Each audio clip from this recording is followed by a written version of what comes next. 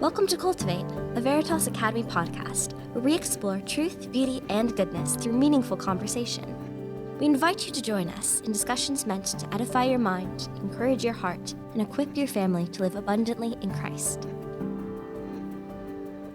Welcome back to Cultivate, everyone. Today, we are going to talk about talking. If you've been around Veritas for a while, you know that a lot of what we do here is talking with each other. So we have a panel of expert talkers assembled today. We have one of our alumni, Jesse Brooks. Hey, Jesse. Hey, Ty. I've known Graham Dennis forever, but I've known Jesse longer than I've known Graham, which is so forever and a day or something like that. So I've known these two for a long, long time, and the good news is that means we've had a lot of good conversations. So today, we're going to explore that topic of having good conversations, and I hope it can be a discussion that helps you in whatever stage of life you're at to have better conversations. But we know Graham really well, our Dean of Students. Let's get to know a little bit about Jesse. Jesse, tell us, when did you graduate from Veritas, and what are you doing these days? Absolutely. Well, first of all, thank you for having me on. It's You're welcome. an honor to be on the podcast. And it's also very kind of you to remember good conversations that we had, because I think a lot of our initial conversations were in the principal's office.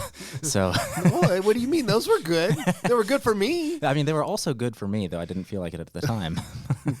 In retrospect. I do have some really good memories of those times, but I understand why they were maybe not as good for you at those points. Anyway, so I graduated in 2013 from Veritas. Currently, I live in Washington, D.C., and I am the Chief Development Officer for American Cornerstone Institute, which is a nonprofit founded by Dr. Ben Carson. I heard that you've been maybe doing some travel around the country recently. A lot of traveling with Dr. Carson to different speaking engagements and donor meetings and lots of fun things. Wow. And his story is, of course, one that I remember even back before he was kind of prominently nationally known. He was known, of course, for doing work as a neurosurgeon. Neurosurgeon. Separating conjoined twins is what he's but he tells that story about how his mom would have he and his brother read 2 books a week, and she was a single mom with really hard circumstances, and she would grade their 2 book reports each week, but as he says, we didn't even know that she couldn't read. So she was just marking up the papers, but they weren't going to cross mom. So that was really good. So Jesse, it's just wonderful to have you here today. So as we think about entering into this, here at Veritas in our humanities classes, we call them Omnibus, where we're reading books. And a lot of times we're sitting around a table talking with each other about these things. So why is it helpful in life to understand how to conduct an engaging, good conversation? Why does it matter that we have these skills of conversation? Well, part of me wants to define what a good conversation is first, but before I do that, I'll partially answer the question to say that I think having a good conversation, or having the ability to have a good conversation, is one of the most important things. We are designed as relational creatures from the Lord, and we should be able to have a good conversation because it's one of the best ways of radiating Christ to others around us. Yeah. Graham, do you have anything to add to that? Yeah, just briefly, it's interesting in antiquity how Aristotle spent so much time trying to distinguish between what is a person and what is a non-person. And the closest relation would be person and animal. But I think we're going to have the same question, person and machine, right, with AI. That's right. And Aristotle would argue that one of the signs of being human is political activity. But he means something richer. He doesn't just mean, voting and going to the voting and arguing. With that famous quote where he says man is a political animal. So we think that means that man is either a Republican or a Democrat. That's right. That's not what he's talking about. Voting every day for something. Yeah. But he argues that we are inherently social and political. So as Jesse said, this is a sign of us being created in God's image. That one of the ways we develop as persons is learning to talk to one another. And one of the ways that we deepen our humanity, if that's the distinction between, let's say, person and machine or person and animal, one of the primary ways we deepen our humanity is to become more persons. Yeah. And so conversation is a way that we deepen our humanity. Well, there's a point at which that ability to have conversation and that need to have conversation and relationship points all the way back to a God who was in the beginning both 3 and 1. Mm-hmm. So it's not just a reflection of the need to spend time. If we're made in the image of a Trinitarian God, conversation is something that we should expect. Mm-hmm. What makes a conversation good? Well, I think there's a couple elements to it. I think the content of the conversation, the context of the conversation, and the ability to understand. I thought you were going to try to talking alliterate No. there. Like context, content. But content is super important because I was thinking a lot about what makes a good conversation. And I'm a big extrovert, which we can maybe talk about difference between extroverts and introverts related to conversation later. But Yeah. I love people. And so the ability to sit down in an airport somewhere and strike up a conversation with somebody who I've never met before and I'm probably never going to see again, it invigorates me. It energizes me. It does not invigorate everybody, I'll Not tell you everybody. that. No, that's right. So I know I'm a bit of an odd duck there. But it's very possible to have a surface level conversation where the content is not very deep, and it can still be perhaps a good conversation, amicable, friendly, fun, enjoyable. But the content, I think, is ultimately what matters. And when I said context, I think understanding when the right time to have a deep conversation is important. If you have teenage daughters, it's always between like 11 o'clock at night and 2 in the morning. I found out where their dad's falling asleep. So you were saying that context is important as well. Yeah, for sure. There's not going to be the right time all the time to have a deep conversation. Thinking about this, we'll probably talk later about maybe the difference that friendship plays maybe I can just bring that up now. No, I think so. I think friendship is a bit of a double-edged sword when it comes to having a good conversation, because when you think having a good conversation takes intentionality often. I mean, it can happen naturally, but with friends, often you're very comfortable with them, so you might not feel the pressure to strike up a conversation. Picture a long road trip with somebody who you're very close to. There can be a lot of dead space and silence, and you're very comfortable with it. In fact, sometimes so comfortable that it really takes the intentionality of asking the pointed questions. But that said, with friends, those pointed questions to ask, or you should if you're good friends. Yeah, so that context, when I think about discussions here at Veritas, Graham, that context is one of an ongoing conversation that has a history to it and that is continually being fed more kind of content. So talk a little bit about what does that feel like in class? Yeah, I think the hardest thing, to Jesse's point, you have, when you know each other well, you can have good silence. You're not uncomfortable in that silence. The other challenge in a conversation is the other person interested in the question that you're asking. There is a sense in which investment is part of conversation. The challenge, like if I'm teaching Athanasius on the Incarnation to 8th graders, they're not naturally inclined to think about the mystery of the union of Christ's divinity and humanity. And so I think they might have questions, but a really great way to think of this is there are no good answers to unasked questions. When you're teaching, the structure of learning is question and answer. So if you give an answer for which the student doesn't have a question, it's kind of like looking in the back of the book, the math textbook, to find the answer.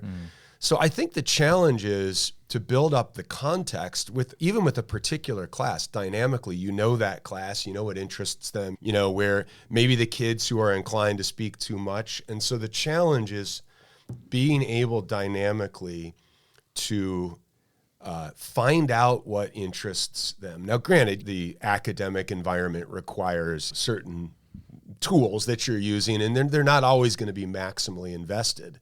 But the interesting thing is, if you're going to have a good conversation, you have to find out where's that hook where the students are invested? And that's just like any conversation. You're talking to somebody, and let's say you love photography or jazz or whatever it is, baseball, and the other person is uninterested. You don't just keep on, pursuing jazz, photography, or baseball. Yeah. Unless you do.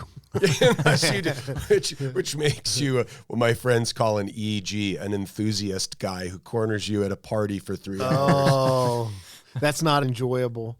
Jesse was talking about extroverts and introverts. That's usually the introvert who doesn't want to work the room. So when we hunger for this, we see that that's part of being made in the image of God. But when you think about some of the best conversations that you've had, for me, a lot of them are around tables, some in Omnibus classes, some around dinner tables, where you don't have a list of questions in front of you. You're just digging into something that interests the group. What makes those conversations so enjoyable? Have you ever had a group of friends that they're coming over on a Friday night and you don't know exactly what you're going to talk about, but it's going to be enjoyable. It's going to be fun. I think it's similar to what makes a novel or a show great. When things are predictable and formulaic, you're watching a show and the characters are predictable and formulaic. You see the tropes coming. You're just kind of like, this is wooden. What makes conversations great is the dynamism. You don't know where it's going to go. What's this character going to do? If you can totally predict what the character's going to do, then the show is disinteresting. But, conversations, they're not planned. They're dynamic. They're organic. And that's, to Aristotle's point, that's part of what makes human beings so unique, is that we organically, dynamically interact with one another without some preset utilitarian goal. I'm trying to achieve this end. One of the fascinating things about conversation is the end is in the activity itself. It's inherently enjoyable. Mm-hmm. Yeah. And there's an aspect to those good conversations that you're talking about where they're organic, and I think that often comes from having a perhaps diverse range of characters, people who fill different roles in the conversation. There's the quick-witted person who brings the group to laughter. There's the serious person who balances it out. That's what I've noticed, is not having everybody who's at the exact same level, but kind of like an ebb and flow to the speed, to the content. Well, and have you, if you think about television and especially the genre of sitcoms, a lot of them are just conversations. If you think back to, Jesse, this is before your time, but back to Cheers, right?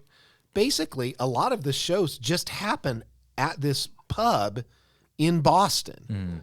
And everyone's having a conversation, and Norm walks in, and they all yell Norm, right?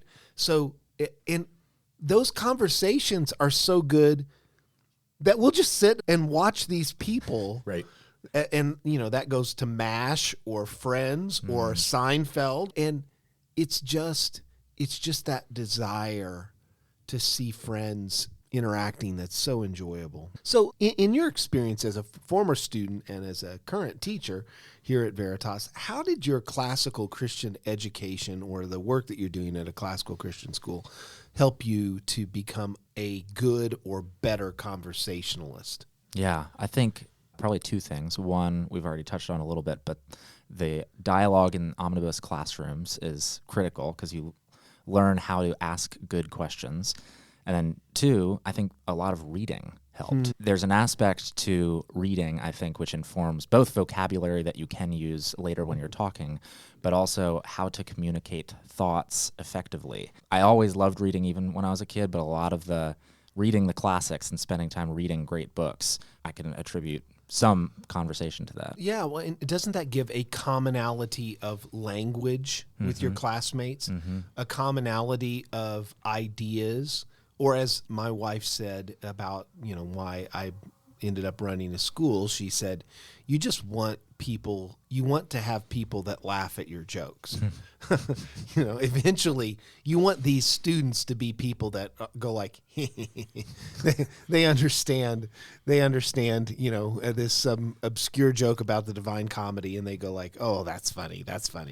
So Graham, what about you? How's it helped you become a good conversationalist? I would say Jesse's point about reading is so important. We're going to increasingly have a society in which long form reading doesn't happen. Right? Yes. So I'm reading with the kids. We're reading. Let's just review that sentence, Graham. That's a very sad sentence. Very sad. Very sad. Yeah. Long form, something that takes you 10 to 15 minutes to read or longer. I want give me the condensed, the quick microwave mac and cheese version. So my kids right now, we're reading David Copperfield, and if you've read David Copperfield, it's one of his longest. It's like, when is the plot gonna start? I know it's a good 200-page novel that he turned into 800 pages. Yeah.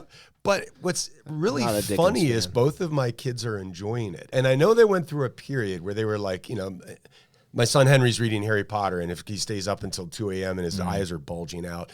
Obviously, David Copperfield's not even remotely like that. It's not a page turner. Sure. But what's interesting about Dickens, if you stick with David Copperfield, is the uniqueness of each of the characters. Each these like really funny, kind of like Seinfeld, where you have these just kind of iconic characters. And as Jesse was saying, what makes a good conversation good is you have just the difference of people's personalities and the way that they're oriented to the world. And what I think you pick up from Dickens or reading good novels is how incredibly diverse human beings are. Yeah.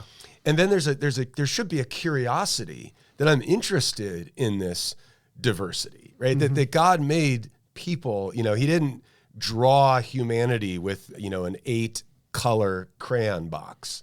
He drew humanity with a virtually infinite number of colors. And so the idea of conversation helping me to see the fullness of humanity, not just the fullness of human personality, but also the fullness of human experience.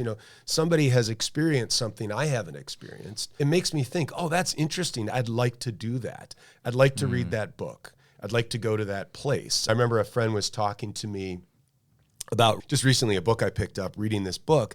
And at first I was like, And then he explained it to me and I thought, oh my. And it's turned out to be one of my favorite books I've read recently. Yeah. Well, so when we think about conversation and conversationalists, is that something that you're born with? Like Jesse, just like since the moment I met you as a kindergartner, like I could tell this kid's kind of extroverted. I think we were able to have conversations pretty quickly and easily because I'm a little like you.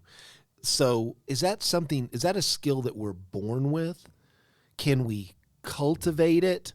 Can we grow in the ability? I'm imagining the introvert out there listening to this podcast because they don't want to actually go and talk to somebody else. They're just listening to us talk to each other.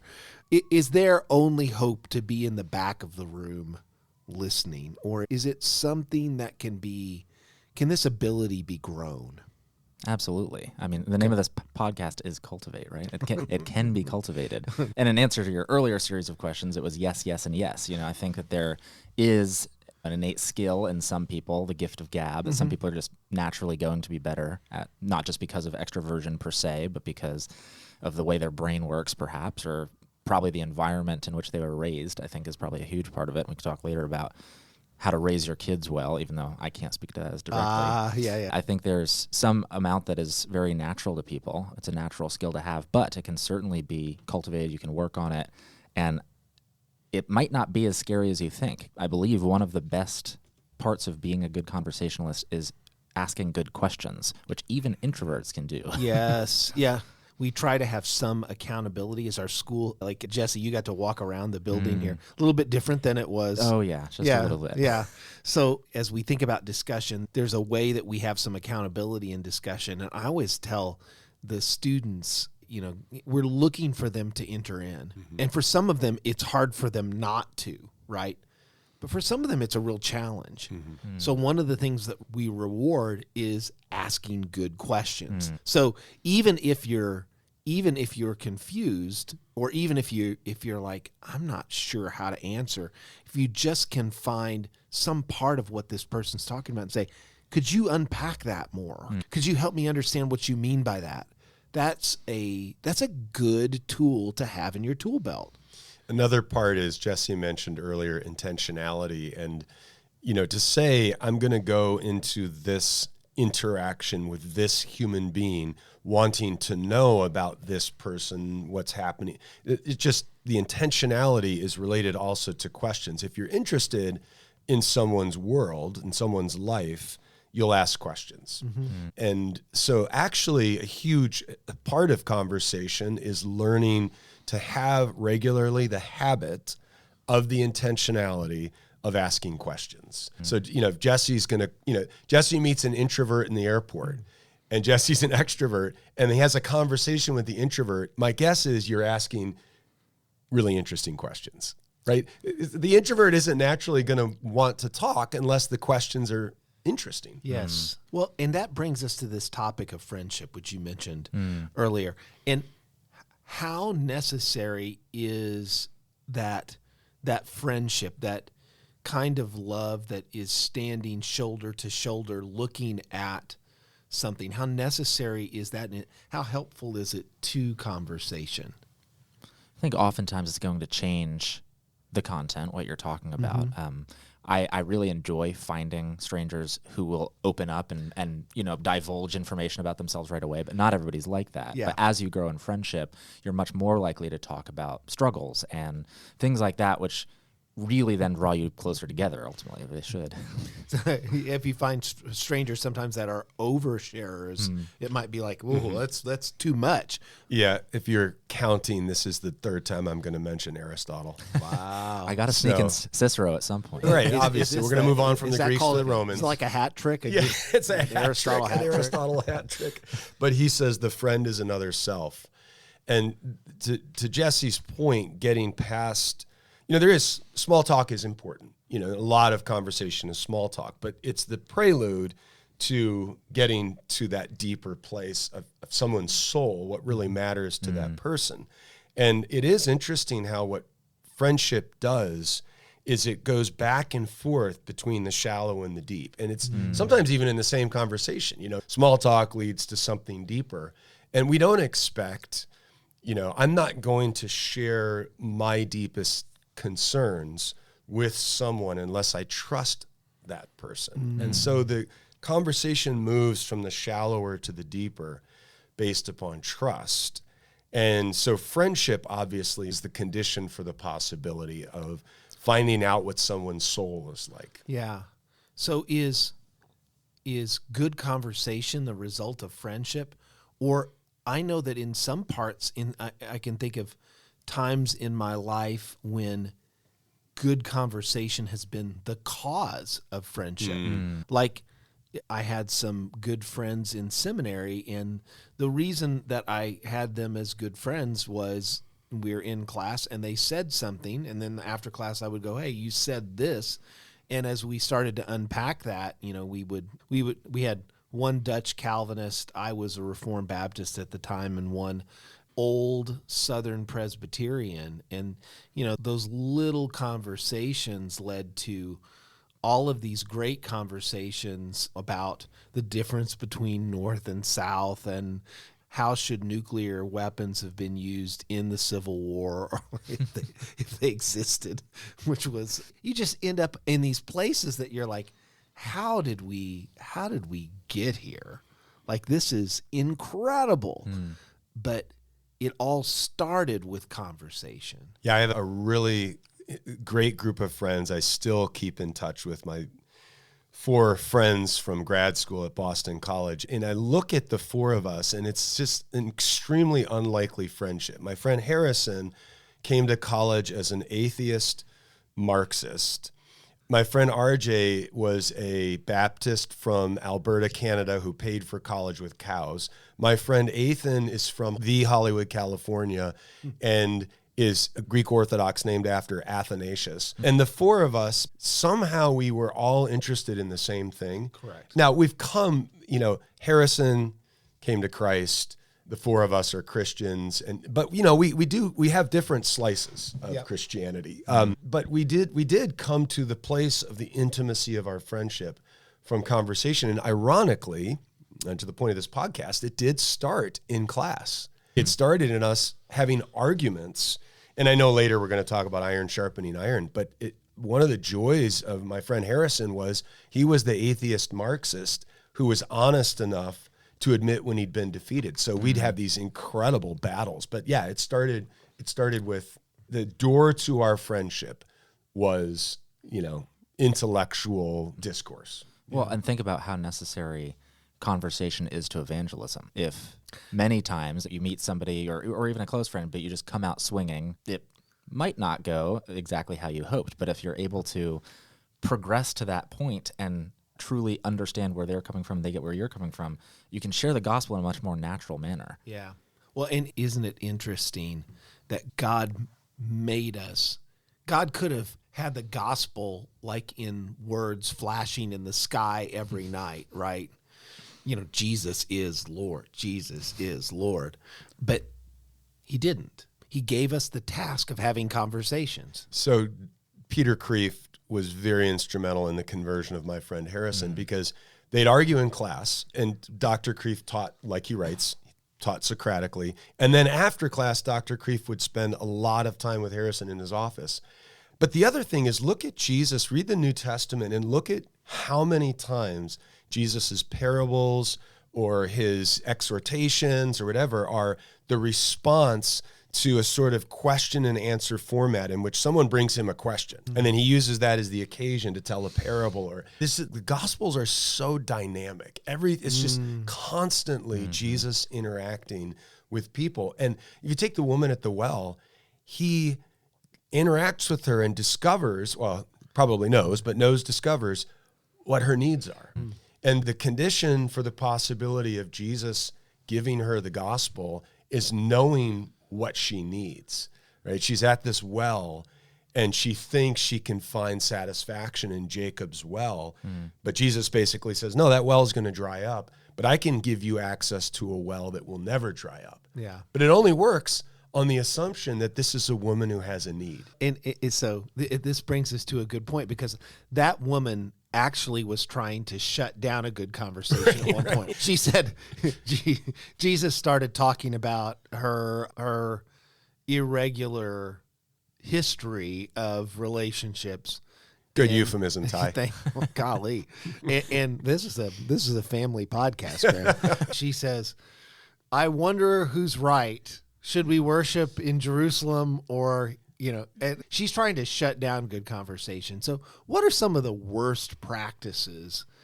Like if someone's struggling to have good conversations, what advice or what are those things that really short circuit a good conversation? Maybe now I can bring in Cicero. Okay. Yeah. So in De Officiis, or On Duties, which is a letter to his son, he talks about the four cardinal virtues: wisdom, justice, courage, and temperance, or decorum. And in the sections about decorum, he talks a lot about what it's like to be a good citizen. I mean, that's kind of the purpose of the whole book. But what it's like to relate to others and how you should learn when to hold your tongue, understand your place, act your age, basically. And so I think a lot of the negatives or bad conversation is ignoring lots of what Cicero talks about, where you need to be able to listen. If your agenda is to talk the whole time, it's going to be very one-sided.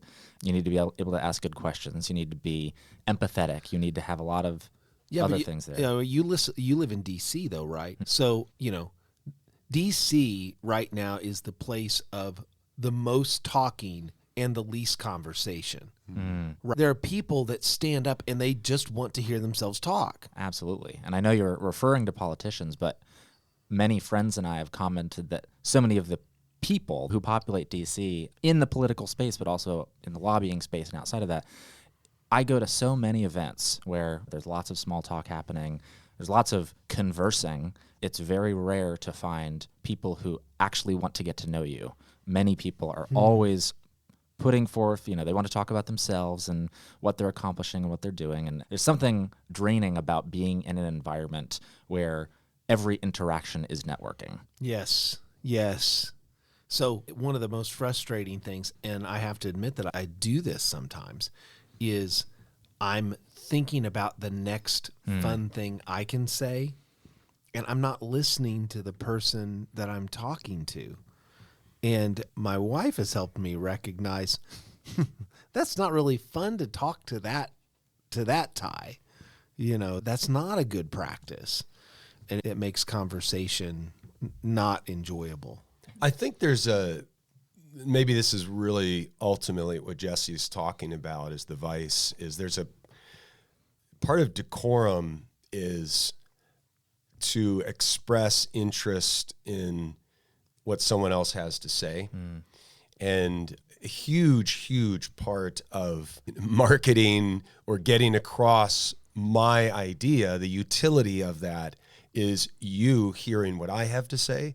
And the irony of any conversation is it's two people have something to say, and somewhere there's going to have to be some give. Yes. And if it's a conversation, the fascinating thing is the conversation isn't simply the sum total of what both people say. It's something shared between them. It's actually a third thing. And that third thing, the thing that's shared between them, it takes on a life of its own. And in a good conversation, it's not like I have my goal and you have your goal. It's that the goal becomes something shared. And, we see this in team sports that, a team that doesn't have chemistry doesn't get anywhere.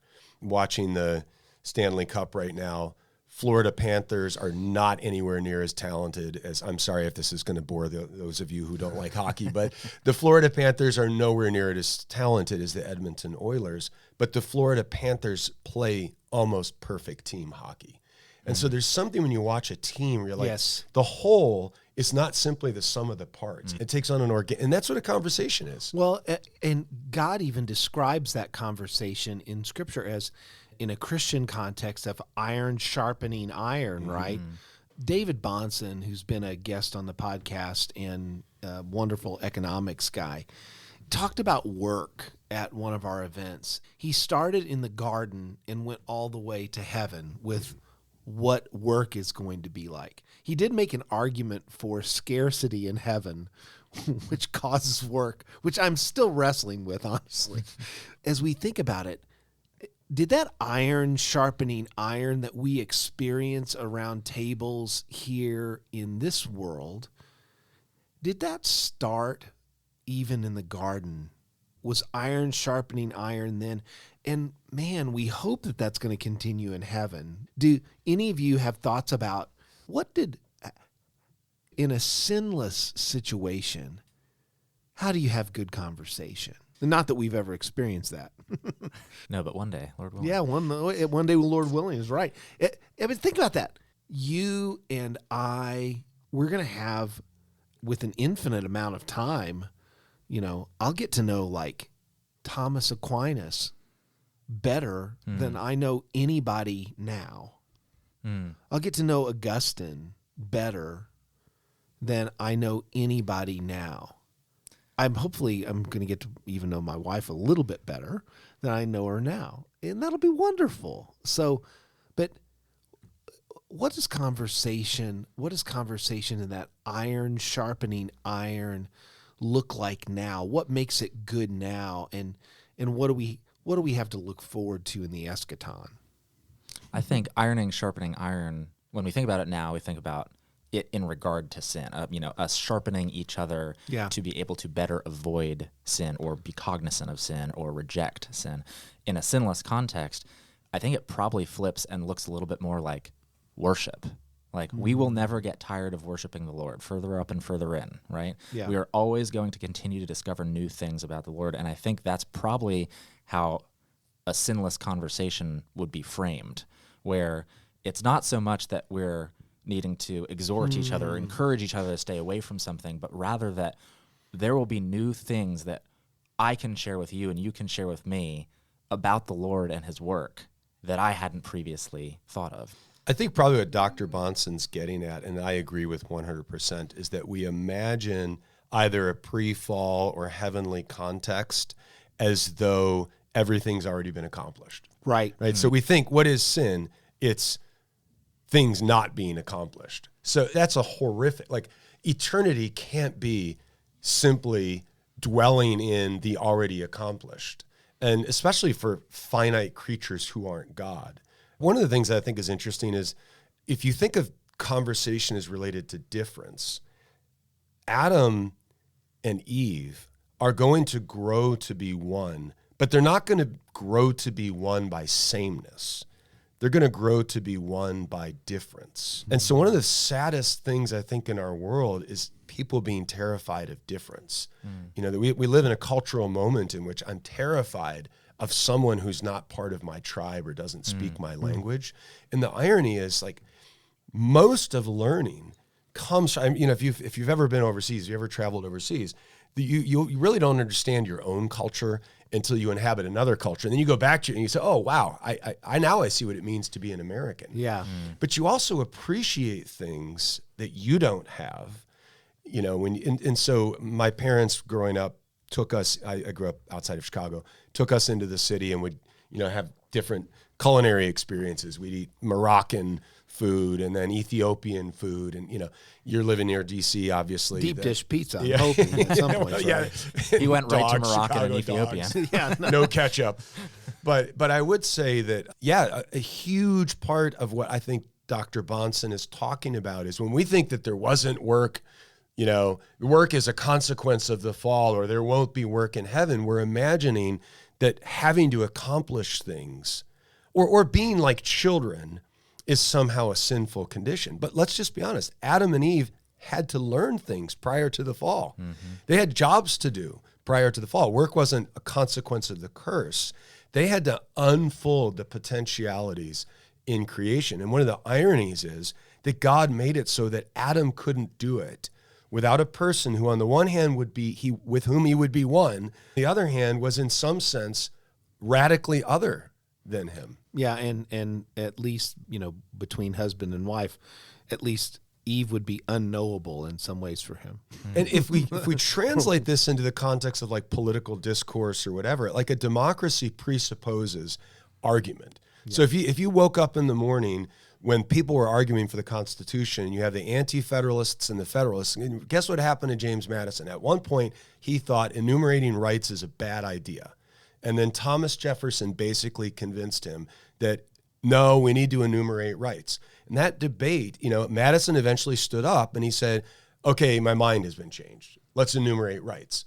So we get the Bill of Rights as a result. I don't know who's right in that debate. I'm kind of inclined to the Madison before enumerating rights, but I'm a Jeffersonian. Yeah, right. But regardless, like, what's more interesting than having your mind changed, right? And that doesn't mean you should change your mind as an end in itself, but presupposing that we're immature.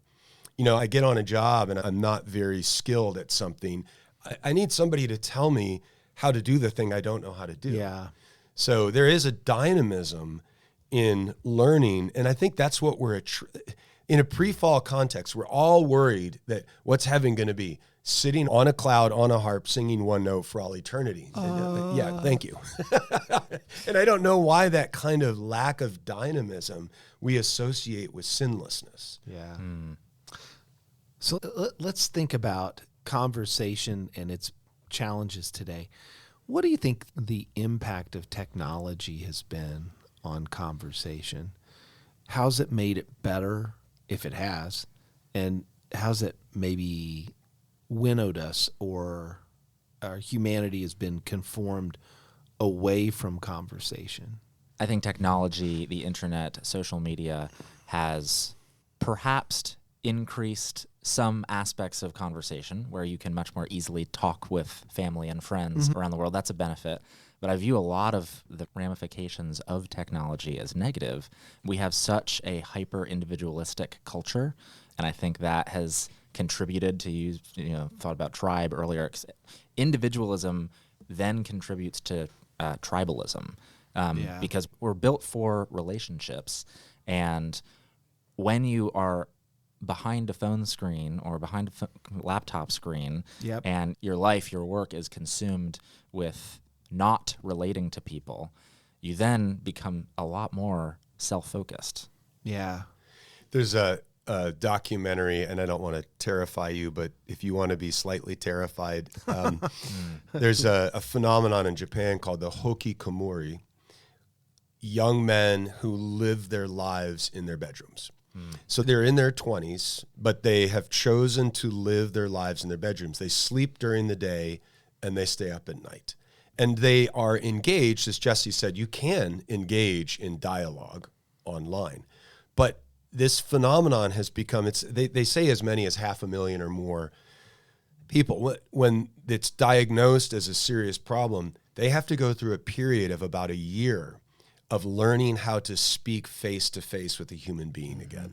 And it's quite shocking. But the point that, the deeper point is, you asked about what does technology do? Well, there's an incredible example that you put someone in a room and have them interact with a machine or a screen. Even though there's dynamic interaction with someone on the other end of that screen, they actually lose the ability to have face-to-face conversation. So it's interesting how we see this at school, right? Why have so many schools, not just private schools, public schools, taken phones out of the hands of students during the day? Or if you take a trip somewhere, we take a field trip somewhere and the students don't have their phones, what do? They're forced to engage in face-to-face conversation. So if we think about the doctrine of the Trinity, one of the most beautiful qualities of the Trinity is that the persons' lives are perfectly transparent to one another. They live coram Deo. They live face to face with each other in perfect conversation. And that's the doctrine of the Trinity, is a perfect unity of the persons who are transparent to one another.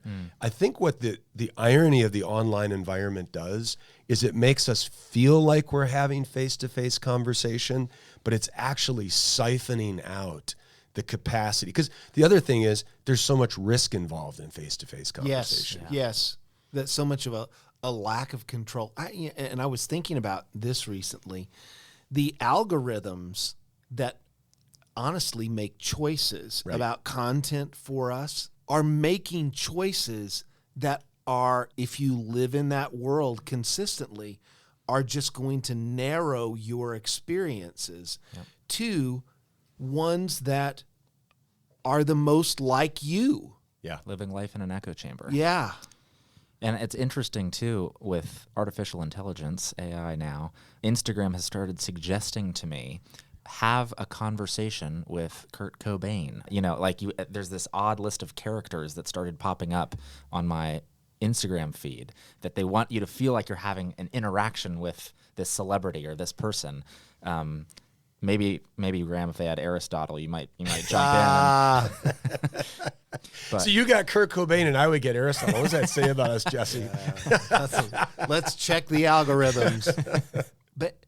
And it's, once you algorithm society down into these basically Platonic caves where you're just getting the shadows that you like on the wall, you lose so much of the other, right? Just thinking back, again, Jesse, going back before your time here, but if you watch, they're all on YouTube now. You watch William F. Buckley's Firing Line.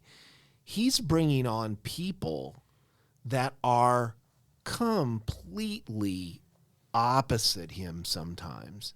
And they're having these glorious conversations about the differences that they have. And you end up seeing that they actually have some commonalities. It's fascinating, Ty. Like, if you say, what's wrong with our society? I've read 8 bazillion things on what's wrong with our society, but the one that has convinced me the most is we're just utterly boring. That a society like ours that claims to have so much diversity, we're just boring and uncreative. And you look at recently, what has the film industry become? Just rehashing previously done things, the new iteration of the older thing, And So it is interesting how, to your point, when your life is cultivating your interests, right? You're getting an algorithm to cultivate your interests. There's also a presumption that let's stay inside that safe space of what I know. And the will to do the difficult thing becomes less and less developed.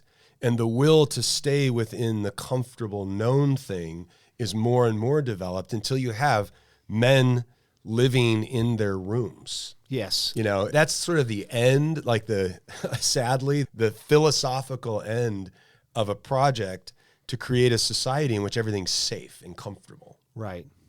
And think about, as relational people, we both spend a lot of time comparing ourselves to others. Where social media, when you can see everybody else's life and it's perfectly curated, you often feel a sense of, well, I'm not living that life. I'm not on that private jet. I'm not, whatever it is. Then the flip side of the envy is a lifestyle, basically. Yeah. The flip side of the comparison coin is a desire or need for validation. Mm-hmm. And when you have an echo chamber that is being formed by the content you are consuming, it feels good to think that everybody shares the same beliefs as you, because that's comfortable. And you don't have a need to be challenged or to be able to defend your own beliefs. That people have lost the ability to have an apologetic for many things that they would claim. Yeah. I do this fun thing at night sometimes is I don't like to watch a lot of news, but if I do, I like to flip between the news channels. And I can, you've got Fox, CNN, and MSNBC. Oftentimes they're talking about the same things from opposite perspectives, but you can tell when it's been a really bad night for one political side of the equation because they stop talking about things, right? So if you go to one channel and it says, there's this big scandal, you go to another channel and they say, it's the biggest scandal ever. And then you go to the next channel and it says, is Bigfoot real? You're like, oh, this is really bad. We call that diversion. Right. Yeah. Like, look over there. So let's round this out by talking about, there are some challenges that our culture has. What does cultural repentance look like in this area? Or how can our culture become better at this? Because this has been one of the great strengths of being an American, right? That there's a diversity, e pluribus unum. There's a oneness in America and a diversity.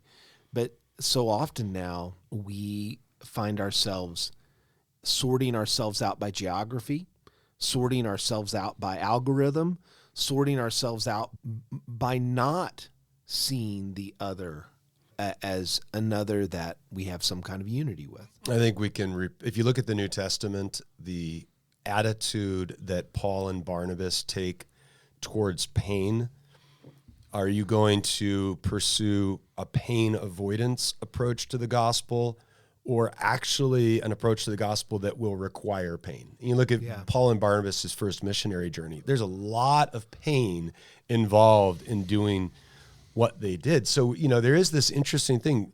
Doing hard things requires pain. And there's that famous passage, the thorn in the flesh passage, where it's only through persecutions and sufferings and difficulties that Paul discovers how much he needs Christ. But you don't want to take away those things. There's an irony in that like I discover how much I need Christ by and through the thorn in the flesh. Mm-hmm. And then he, ironically, at the end of the passage, exalts in sufferings and persecutions and difficulties. So, if you think of like a society that could produce Shackleton or Lewis and Clark, that cannot be a society in which we're pain averse. So I'm not saying, hey, let's go out looking for pain, but I do think that we need to take very seriously how consumerist, in a late stage consumerist, neoliberal, capitalist culture. Let's just be honest. We like our stuff. And if you like your stuff, there's a lot of things you're not going to do. You're not going to do the difficult things. If you read a Shackleton biography, for instance, it's like Endeavor. Who's going to do that? It's insanity, right? Lewis and Clark, hey guys, just set out And why don't you map, that unknown, crazy, wild place? Yeah. So there is, I think one of the things we need to repent of is, let's just be honest, we just like things to be too safe. We like our creature comforts, and that's just going to make a decadent society. Yeah.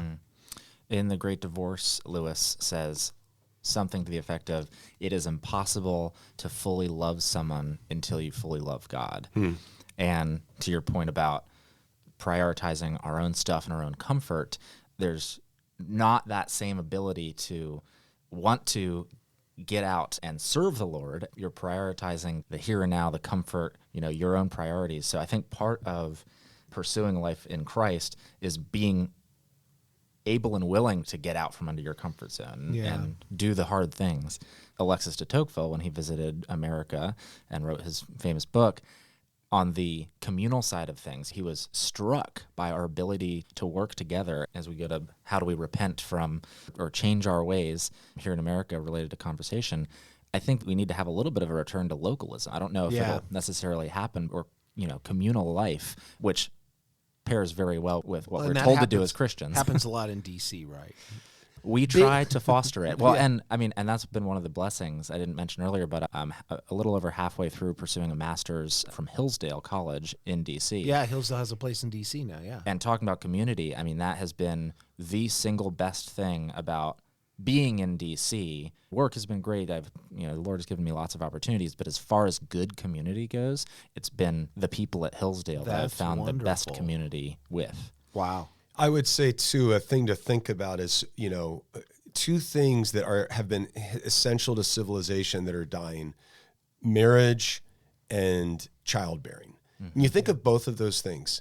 For a woman, men look at women and say, this is miraculous that a woman can do this thing that I can't do, if you're going to be pain averse, you're not going to get pregnant, right? Just think about, it's part of the curse, but then think about the joy, the unique and particular joy that comes to a woman from nurturing a child. And because we're a pain-averse society, you're just not having children. Yeah. And then the other thing is the marriage and family. Think about it, to Jesse's point about localism, you know this from reading Wendell Berry, there's a lot of mess in the local, right? There's a lot of mess in marriage, in family, and in your neighbor. But you have to get the joy.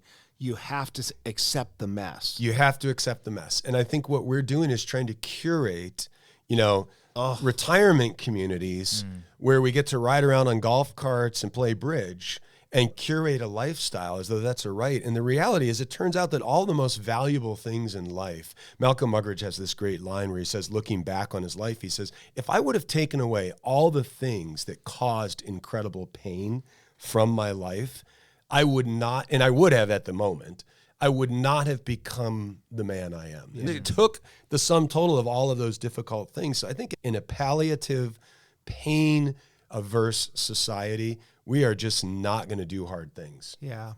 What can parents do or teachers do as they think about helping their kids develop a good conversational patterns or good conversational life? Since I'm not a parent, I'll go first and let Graham actually clean up after whatever I say.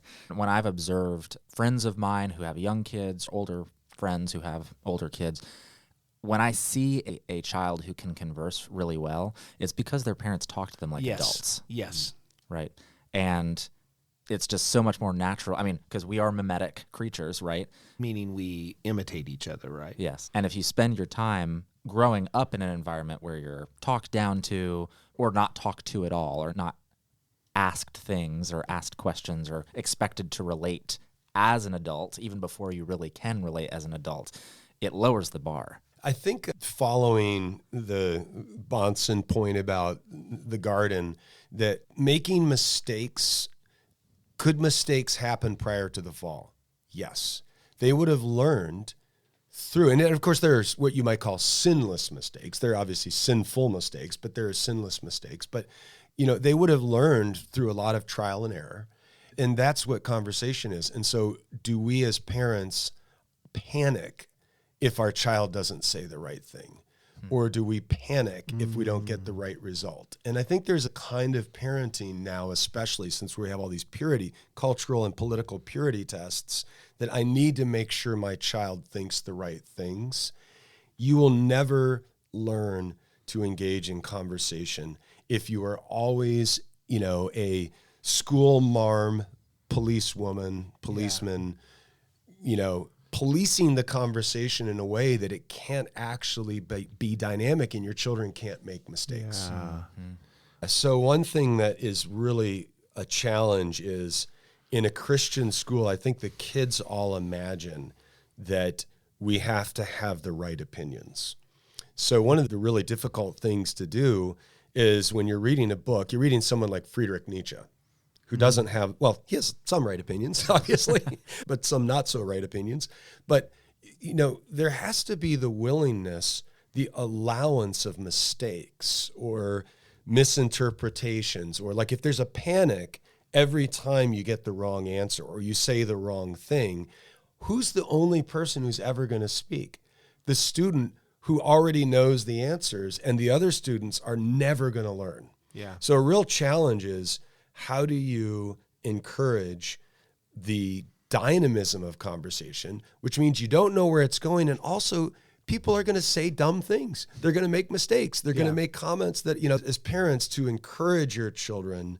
I think what Jesse was saying is brilliant, that I'm going to relate to my kids, treat them or relate to them in an adult way in conversation, but I'm also going to not have adult expectations of their ability to converse. So there's a tension there. On the one hand, as a teacher, I need to allow the student to make mistakes. Yeah. And I need to be okay with that. Yeah.